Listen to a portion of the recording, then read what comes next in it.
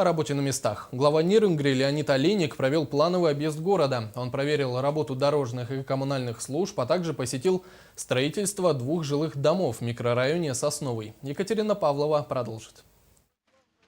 Объезд города начинается с центральной улицы. Мэр проверяет, как очищают дороги от наледи и выпавшего снега. Далее глава направляется в район деревянного жилого фонда, чтобы своими глазами увидеть, как коммунальные службы вывозят мусор. До конца недели мы должны в микрорайонах деревянной застройки все места, где собирается мусор, мы должны очистить. Идет комплексная очистка от снега наших городских улиц и дорог.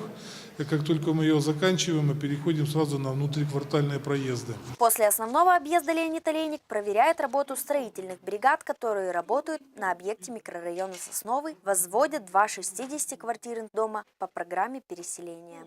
Сегодня работает более 65 человек на стройке, но в ближайшие дни должны подъехать дополнительные бригады, более 30 человек только отделочников, чтобы к концу февраля месяца по этим домам мы имели возможность сюда уже заселять в марте месяце людей.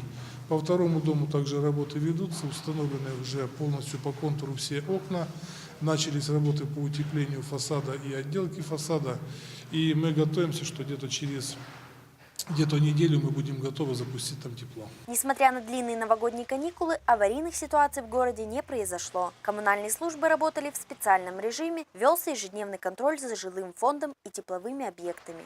Хотелось бы отметить, что объезд города проходит еженедельно. Екатерина Павлова, Надежда Акимова, Кирилл Федоров, НВК Саха-Нерюн.